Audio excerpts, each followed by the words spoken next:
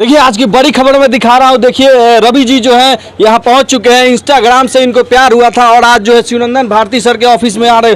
देखिए क्या कुछ बातचीत होता है। चलिए हम अंदर चलेंगे और बात करके आपको बताएंगे कि क्या बात करने आए हैं। रवि जी जो है यहाँ पहुँच चुके हैं और अद्विका जी भी यहाँ पहुँची हुई है। तो शिवनंदन सर के ऑफिस में ये लोग पहुँच चुके हैं। आप देख सकते हैं सर भी अंदर है।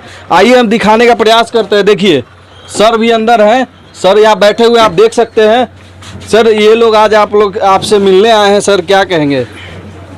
नहीं, अभी जो इनका मामला है, हाँ। अब इन लोगों से बात करते हैं। इनको बहुत ज़्यादा जो है सो अभी क्या समस्या है, प्रताड़ना का बात कुछ मीडिया के माध्यम से चला है, तो और भी चीज़ को पहले समझेंगे, फिर उसके बाद केस को लेना नहीं लेना वो बात की चीज़ है। अद्विका जी और रवि जी आप दोनों हाई कोर्ट आए हैं और वो भी शिवनंदन भारती सर के यहाँ आए हैं, तो मतलब क्यों आए हैं आप लोग? देखिए पहले नंबर तो हमें न्यायपालिका को रुक करना था, क्योंकि मैं पुलिस प्रशासन से निरस्त आए। हाथ लगने के बाद हमारे पास एक ही ऑप्शन था, न्यायपालिका।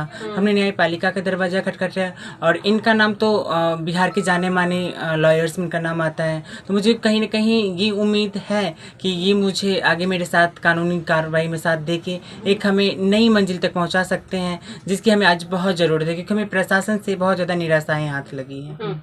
क्या लगता है कि आप ये केस जीत पाएंगी शिवनंदन सर के पास आने के बाद? बिल्कुल बिल्कुल, क्योंकि इन्होंने आज तक में बहुत बड़े बड़े केस के इन्होंने हैंडल किया है और इनमें हमेशा इनकी जीत हासिल हुई है। इसी आशा के साथ, इस उम्मीद के साथ हम भी आगे बढ़े हैं। बाकी जैसा जो होता होगा वो न्यायपालिका के ऊपर है। अच्छा, अब आगे क्या करने वाले हैं सर? पहले तो अभी इनसे मेरी अभी कुछ वार्ताएं होनी है। अभी इनसे बहुत सारे डिक्लेरेंस भी इनको करनी होंगी। बाकी जो भी है सर खुद अपना पक्ष रखेंगे।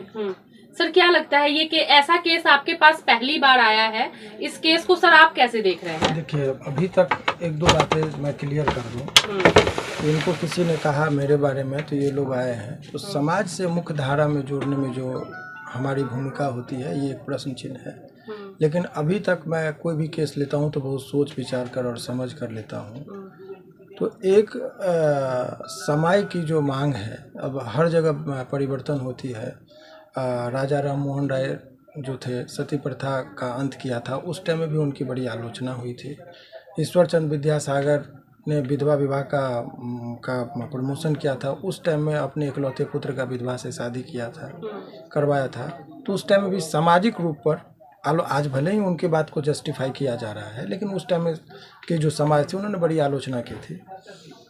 तो अब सामाजिक दृष्टिकोण से बहुत चीज़ जो है सो अपराध होते हैं, लेकिन कानूनी दृष्टिकोण से वो अपराध नहीं होते। बहुत सारे ऐसे मैटर हैं। अब इन लोगों को बहुत लोगों ने मेरे बारे में रिकमेंड किया, या इन लोगों की उम्मीद है कि मैं इनके लिए कानूनी रूप से इनको मदद कर पाऊंगा। जो इनका, देखिए, एक इंसान होने के नाते हर आदमी की अपनी जो राइट है, राइट ऑफ इक्वालिटी की बात इंडियन कॉन्स्टिट्यूशन में, all are equal in the eyes of law. चाहे वो मेल हो, फीमेल हो, ट्रांसजेंडर हो, कोई फ़र्क नहीं पड़ता है। तो ये सब एक मुद्दा है, लेकिन मैं अभी ये लोग का मैटर को जानूंगा, मुझे लगेगा तभी मैं केस को एक्सेप्ट करूंगा। अभी ये कोई ज़रूरी नहीं कि मैं इनका केस ले ही लिया। बहुत सारे परिप्रेक्ष्य को देखने के बाद और मुझे लगेगा कि सामाजिक दृष्टिकोण से इनका केस लेना ठीक होगा, तभी मैं इन लोगों का केस ले सकता हूँ। ट्रांसजेंडर्स के लिए क्या क्या नियम कानून बनाए गए हैं कोर्ट में? सवाल ये ट्रांसजेंडर का नहीं है। अब ये केस जो है, एक चीज़ समझना होगा कि now she is completely female. So ये जो एक भ्रम की स्थिति है कि ये ट्रांसजेंडर, ऐसी अफवाहें हैं। ये अफवाह है सर। हाँ। और समाज में यदि आप अपने इच्छा से शादी करते हैं और एक जो समाज की जो धाराएं बनी उसके विपरीत जाकर कोई कार्य करते हैं, तो स्वाभाविक तौर पर सामाजिक रूप से उनकी आलोचना भी होती है और आलोचना के साथ साथ बहुत सारे मुसीबतों का भी सामना करना पड़ता है।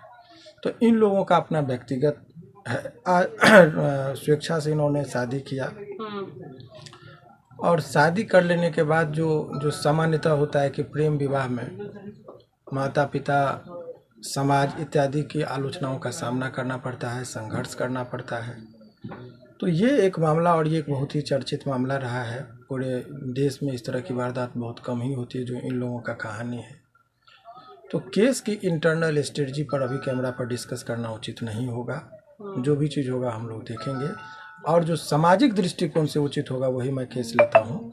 तो इनके केस के संबंध में मैं बहुत सोचूंगा, फिर मैं बताऊंगा कि इनका केस मैं लूँगा या नहीं लूँगा। फिर भी कितना समय लग सकता है?